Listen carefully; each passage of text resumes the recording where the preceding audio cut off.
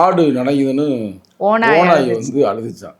அது மாதிரியா இருக்குது இந்த கதை. இந்த கதை என்னன்னா, இந்த பட்டியலின மக்களுக்கு இன்னைக்கு நடக்கிற எல்லா துயரத்திற்கும் முக்கிய காரணமே பிஜேபி கும்பல் தான். இது வந்து எல்லாருக்குமே தெரியும். தெரிந்திருந்தாலும் கூட இப்போ வந்து இது மாதிரி வேலைகள் ஏன் செய்கிறாங்கன்னா, இந்த பீகாருடைய தேர்தல் முடிவை நீங்கள் பாருங்கள், அதில் கொஞ்சம் நுட்பமாக பாருங்களேன். இது வந்து இப்போ 2025 2020 ஒரு 5 வருஷம் எலெக்ஷன் வந்துச்சு பார்த்தீங்களா, அதில் வெற்றி பெற்ற தோல்வியுற்ற இருவருக்கும் வித்தியாசம் பார்த்தீங்கன்னா சும்மா 1 விழுக்காடு தான் டிஃப்ரென்ஸ் இருக்கும். ஒரே 1 விழுக்காடு டிஃப்ரென்ஸ் தான். ஆனால் இப்போ 10 விழுக்காடு டிஃப்ரெண்ட். அது என்னன்னு பார்த்தீங்கன்னு வச்சுங்களேன், 2020 வந்து ராம்விலாஸ் பாஸ்வானுடைய பையன் சிராஜ் பாஸ்வான் வந்து தனியாக நிற்கிறார்.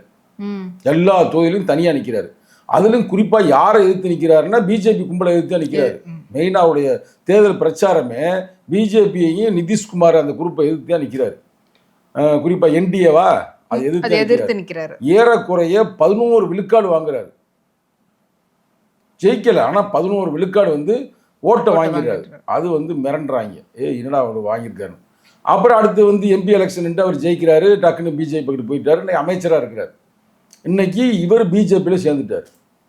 சேர்ந்து முடித்த பிறகுமே இவருக்கு வந்து 29 சீட்டு கொடுக்குறாங்க. இங்கே விடுதலை சிறுத்தைகள் எப்படி இருக்குது அது மாதிரி அவர் அங்கே, ஏன்னா அப்பா உருவாக்கின கட்சி.